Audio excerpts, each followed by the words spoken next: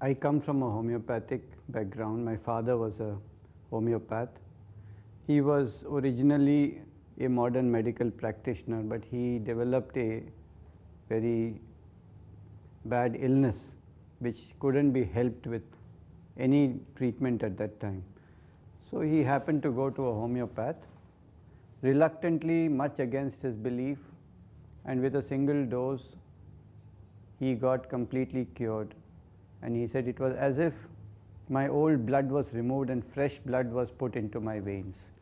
And that was the moment of his conversion. He studied homeopathy, actually in England he studied, in the Royal London Hospital, and he practiced there, and I was born 5 years after he started to practice homeopathy. So I have been with it from my childhood, and I have seen some really amazing cures of people through him. This was very inspirational, and also the confidence with which he practiced was impressive. So when I had to find a career for myself, I was interested in doing this. I think more than understanding the subject, it was a part of our home. Homeopathy was a part of it. I remember an incident where my mother developed acute appendicitis. She had high fever, she had tenderness in the iliac fossa, and she had vomiting. She had classical signs of appendicitis. And my father was to leave the next day morning for a teaching assignment in another part of the country. And I asked him, I was 8 or 9 at that time, I asked him how would he go, leaving her like this. He said, no worries, it's only 12 in the afternoon today. By evening she will be fine. And she was fine. So these are the things that made an impression, because he was so sure what he was doing and he handled any kind of case. Homeopathy is a most effective and beautiful system of medicine that has the potential to heal very, very difficult conditions. There is only one little drawback, and that is its beauty lies in understanding the individuality of the patient, and the art lies in selecting the exact remedy for the patient. The more exact it is, the quicker and the more deeper and the more profound the effect is going to be.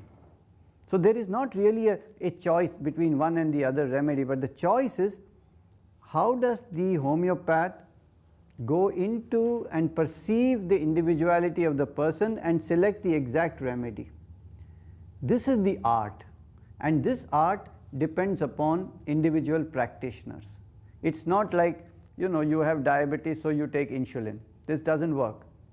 We have discovered new methodologies in order to take and analyze cases, and we have developed many systems which make the homeopathic prescription much more consistent and result oriented. So the progress that has been done now, we need to reach this to the homeopaths, train them in these new and modern methodologies, and then we will see that there is more consistency and more results with homeopathy. The more evidence we have, the more training we do, and the more results that we are able to produce will speak for themselves. That's the reason why, despite all this criticism that homeopathy has faced, it still survives, and it grows more. In many countries that I've been to, homeopathy is only growing, and in newer countries it is being introduced, like in Japan or in East Europe or things like that. It's only growing and growing and growing.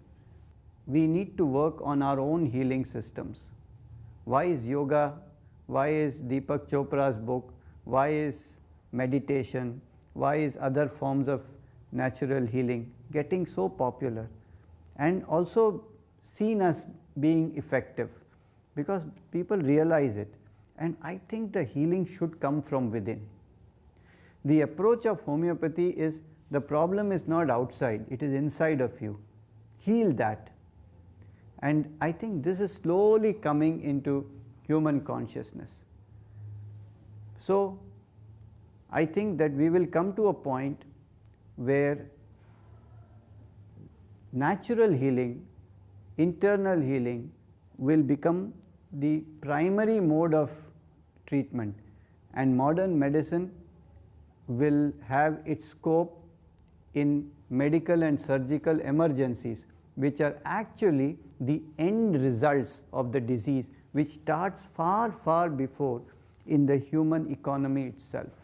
In homeopathy, we treat the patient as a whole and as an individual.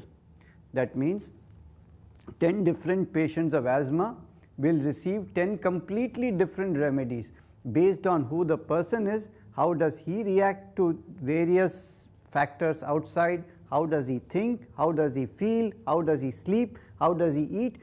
And homeopathy is so fantastically scientific that in our materia medica, each remedy, we have 4,000 remedies, and each remedy has been tested on healthy human beings, volunteers. The symptoms have been recorded in such accurate detail. There is no room for theory, there is no room for any kind of concept. It just, the patient tells you exactly, I get up in the morning and I feel a headache that goes from here to here, and it is better from pressure. This is the detailing of the symptoms that we elicit from the patient, and look which remedy in our entire materia medica has those exact details, and that remedy heals the patient through the law of homeopathy, which is called the law of similars, which means a remedy can cure somebody whose symptoms matches the effect of the remedy itself.